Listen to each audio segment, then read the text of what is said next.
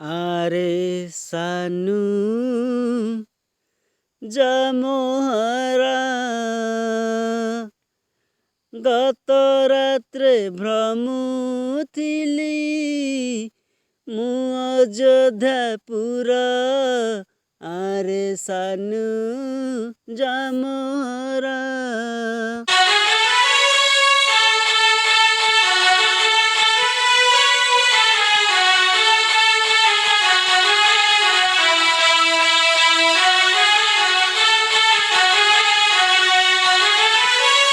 राजपथ देई गली कर्णपात कजिनिली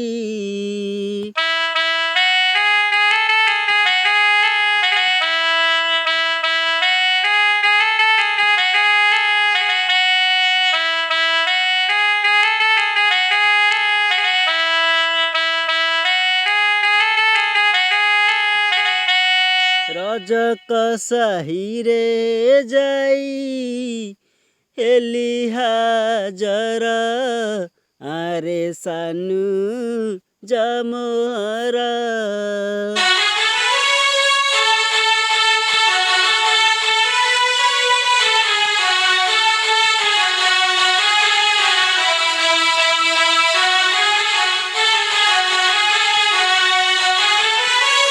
रजक रजकी दुई कଳି लागिथिले भाई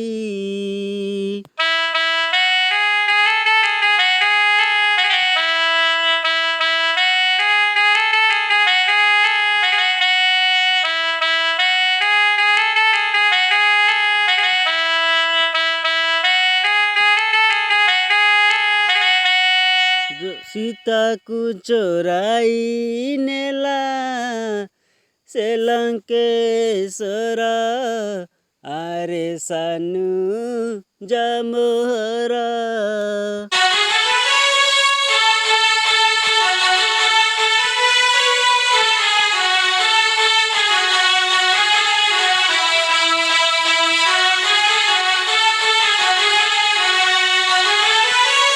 रजक कहिला ताही राम परी मूर्ख नाही।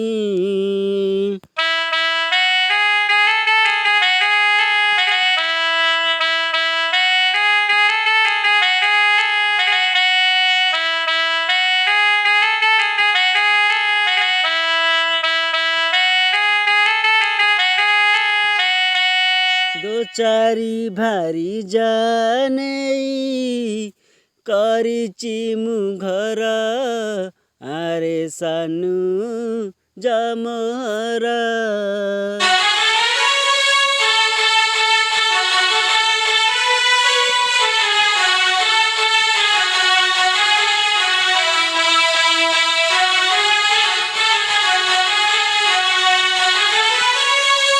जीवी मुबई देही सत्य वाक्य मोर एही।